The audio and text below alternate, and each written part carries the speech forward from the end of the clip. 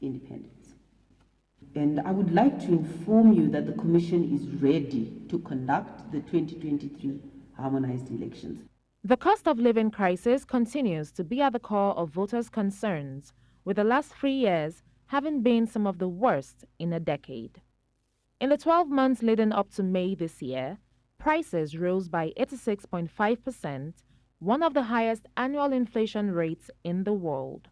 Meanwhile, businesses are struggling to cope with crippling power outages and an unstable local currency, which lost 86% of its value between January and early June.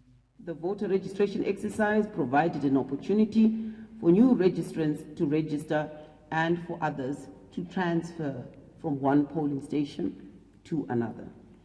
Over 450,000 people were registered during the exercise, bringing the total voter population for the forthcoming election to 6,623,511 voters.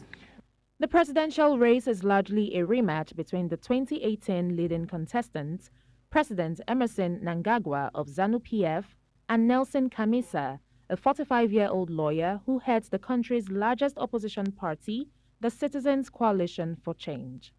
If there is no outright winner in the presidential contest, a runoff will be held 6 weeks later, precisely October 2. South Africa has put plans in place to improve security and make sure that all the visitors from other countries attending the BRICS summit in Johannesburg are safe. Now, there have been tight directives to establish rigid restrictions over South African airspace as the nation receives heads of state, ministers and diplomats from Brazil, Russia, India and China in the upcoming week for the BRICS summit. The Sandton Convention Center in Johannesburg, which is hosting the summit, has also received a notice to preserve the area's airspace when the summit takes place from August the 22nd to the 24th. The airspace within a 2 nautical mile radius will be limited between the hours of 7 a.m. and 7 p.m., according to an aeronautical information publication from the South African Civil Aviation Authority. Now, this means that neither remotely piloted aircraft nor commercial aircraft will be allowed to operate in that airspace for that period.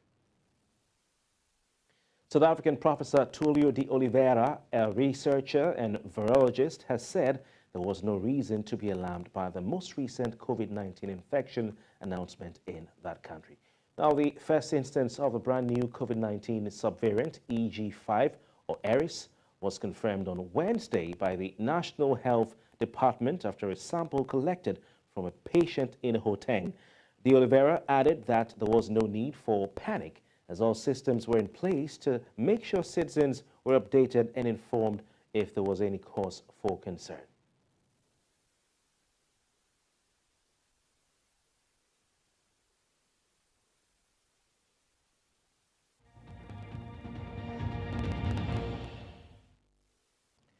Let's check some business stories now. The Nigerian Manufacturers Association says Nigeria's inflation challenges are related to the fallout of the current economic policies under President Bola Tinubu's administration. It mentioned the removal of fuel subsidy and the unification of the exchange rate as examples. It also urged that the Nigerian government must commit to addressing the challenges of insecurity and should deploy fiscal reforms